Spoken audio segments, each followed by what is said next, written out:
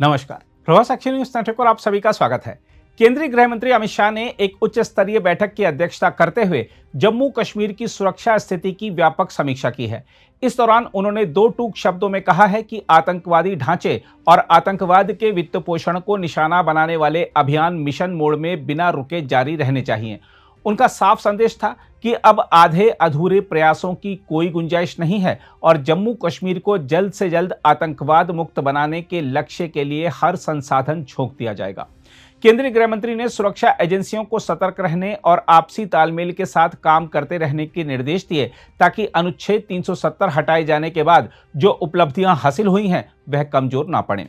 उन्होंने कहा कि केंद्र सरकार इस दिशा में किसी भी स्तर पर संसाधनों की कमी नहीं आने देगी और जरूरत पड़ी तो और कड़े कदम उठाए जाएंगे। हम आपको बता दें कि इस बैठक में जम्मू कश्मीर के उपराज्यपाल मनोज सिन्हा, केंद्रीय गृह सचिव, खुफिया ब्यूरो के निदेशक, केंद्र शासित प्रदेश के मुख्य सचिव और पुलिस महानिदेशक सहित कई वरिष्ठ अधिकारी मौजूद रहे।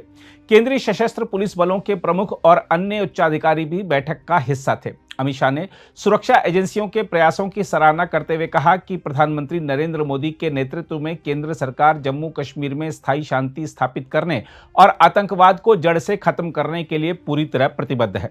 उन्होंने दोहराया कि आतंकवाद के प्रति कतई बर्दाश्त नहीं करने की नीति पर सरकार अडिग है और इसी नीति के कारण बीते वर्षों में आतंकवादी तंत्र को काफी हद तक कमजोर किया गया है। बैठक के बाद जारी सरकारी बयान के अनुसार बैठक में सीमा पार से होने वाली साजिशों, आतंकी नेटवर्क, ओवरग्राउंड वर्करों और हवाला जैसे माध्यमों से होने वाले वित्त पोषण पर विस्तार से चर्चा हुई।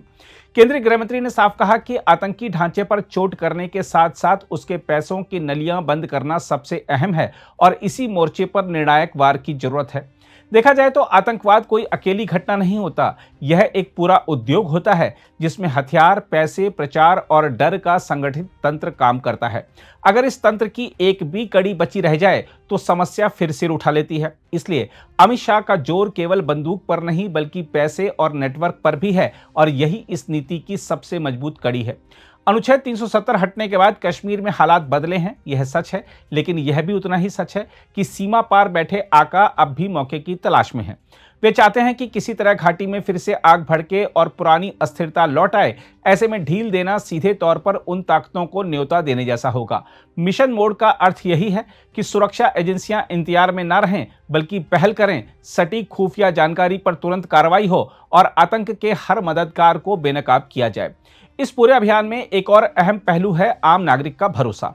आतंकवाद के खिलाफ जंग केवल सुरक्षा बलों से नहीं जीती जाती बल्कि समाज के साथ मिलकर जीती जाती है। जब वित्त पोषण के स्रोत सूखते हैं, ओवरग्राउंड नेटवर्क टूटते हैं और डर का माहौल खत्म होता है तब आम लोग भी खुलकर आतंक के खिलाफ खड़े होते हैं।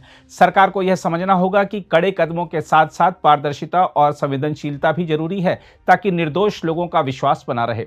देखा जाए तो अमित शाह की भाषा में जो सख्ती दिखी है वह समय की मांग है। वर्षों तक आतंकवाद को राजनीतिक चश्मे से देखा गया, कभी वोट बैंक के डर से तो कभी अंतर्राष्ट्रीय दबाव के नाम पर।